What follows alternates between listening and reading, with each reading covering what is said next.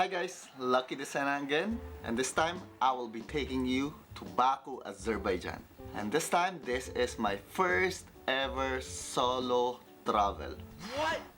So we will be talking about my travel details, Wow. accommodations, Wow. daily itineraries, Wow.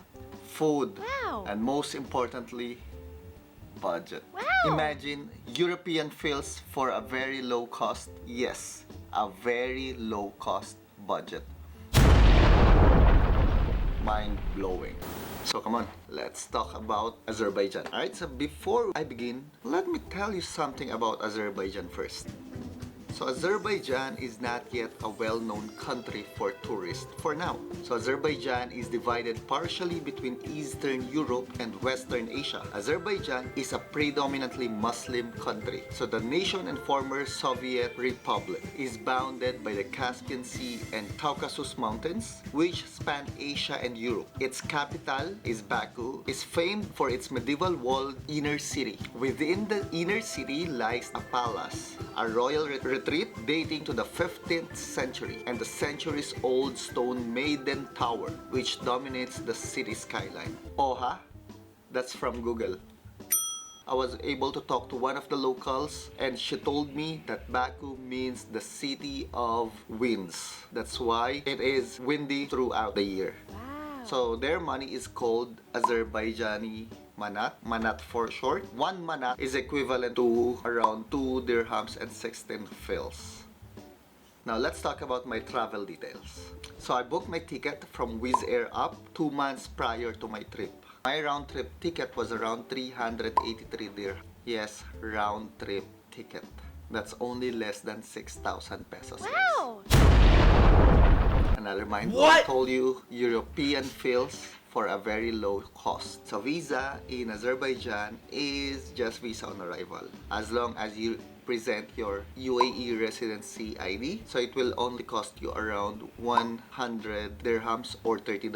You can pay it via MasterCard or Visa card or cash as long as it is in dollars. Now, once you step out from the airport, there's gonna be a lot of men who will try to talk to you to give you a lift. I'm not sure about the bus going to the city, but what I did was I was able to talk to one of the drivers there, and I told him to bring me to my accommodations. It was not an ideal, to be honest, but it was a blessing in disguise. The accommodation that I booked through booking.com was 15 kilometers away from the central.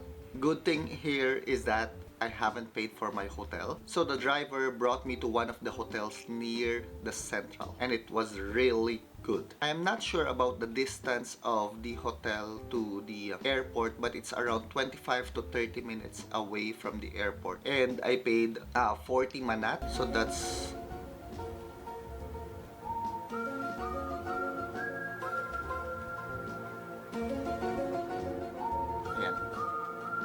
that's the computation. Wow. So the hotel name is Passage Hotel. So I am lucky indeed because this hotel is cheaper than what I originally booked. Wow. Plus the fact that I was given an upgrade. I think it's a deluxe suite, and for the same amount of their regular rooms.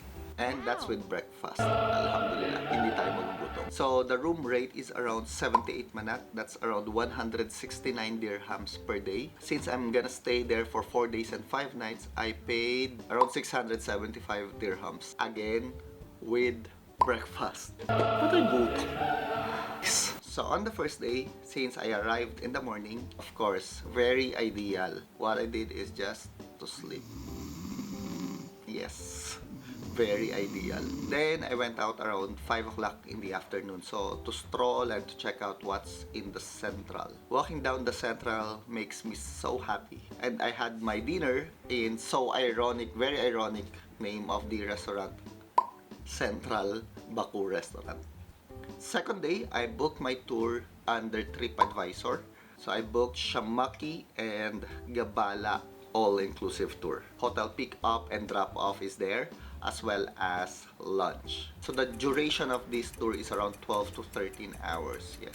The first stop is in Diri Baba Mausoleum, then Juma Mosque, followed by a sumptuous lunch. After lunch, we went to the Fandang Mountain, where you will ride on a cable car while seeing the snowy mountains. So the last part is Nohurgol, a very colorful mountain lake. On my third day is quite an interesting day. I booked my tour under TripAdvisor, and the name is Gubustan and Absharon.